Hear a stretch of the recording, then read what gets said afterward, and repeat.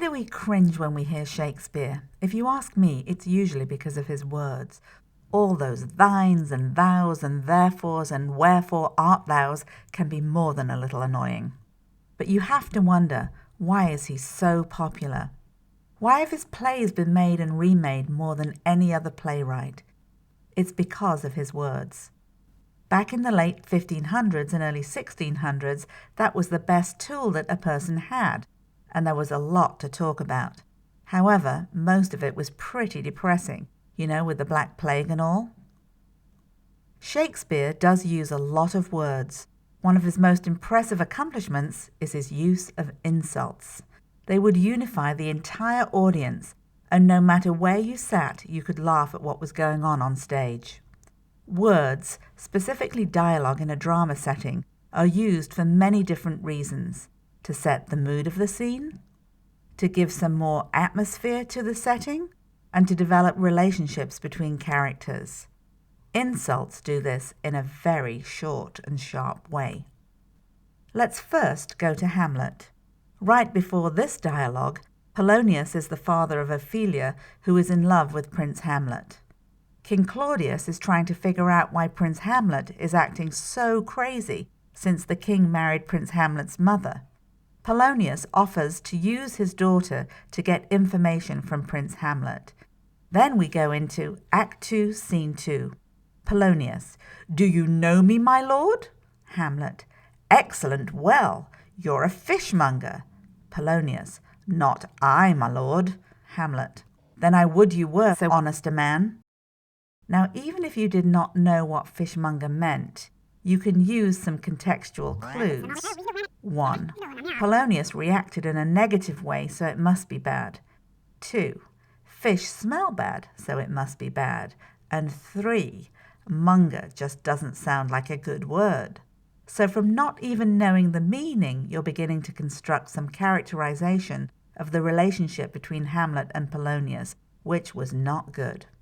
But if you dig some more, fishmonger means a broker of some type, and in this setting would mean like a pimp, like Polonius is brokering out his daughter for money, which he is doing for the king's favor.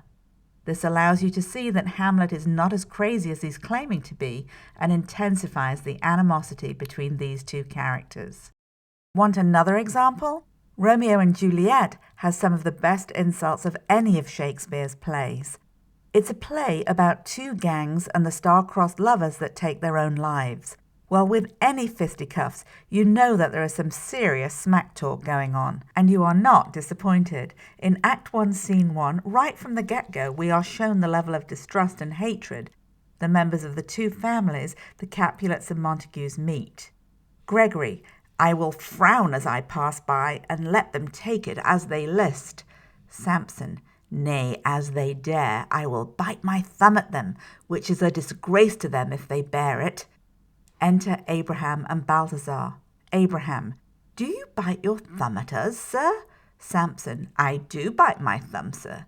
Abraham: Do you bite your thumb at us, sir? Okay, so how does this development help us understand mood or character? Well, let's break it down to the insult. Biting your thumb today may not seem like a big deal, but Samson says it is an insult to them. If they take it so, it must have been one. This begins to show us the level of animosity between even the men who work for the two houses. And you normally would not do anything to someone unless you wanted to provoke them into a fight, which is exactly what's about to happen. Looking deeper, biting your thumb in the time in which the play was written is like giving someone the finger today. A pretty strong feeling comes with that, so we now are beginning to feel the tension in the scene. Later on in the scene, Tybalt from the house of the Capulets lays a good one on Benvolio from the house of the Montagues. Tybalt: What, art thou drawn among these heartless hinds? Turn thee, Benvolio, and look upon thy death. Benvolio: I do but keep the peace. Put up thy sword, or manage it to part these men with me. Tybalt: What, drawn and talk of peace? I hate the word, as I hate hell, all Montagues and thee. Have at thee, coward. Okay, heartless hinds. Well, we know that once again, it's not a good thing. Both families hate each other, and this is just adding fuel to the fire. But just how bad is this stinger? A heartless hind is a coward, and calling someone that in front of his own men and the rival family means there's going to be a fight. Tybalt basically calls out Benvolio, and in order to keep his honour, Benvolio has to fight. This dialogue gives us a good look at the characterization between these two characters. Tybalt thinks that the Montagues are nothing but cowardly dogs and has no respect for them. Once again, adding dramatic tension to the scene. Okay, now here's a spoiler alert. Tybalt's hot-headedness and severe hatred of the Montagues is what we literature people call his hamartia, or what causes his downfall. Oh yes, he goes down at the hands of Romeo. So when you are looking at Shakespeare, stop and look at the words, because they really are trying to tell you something.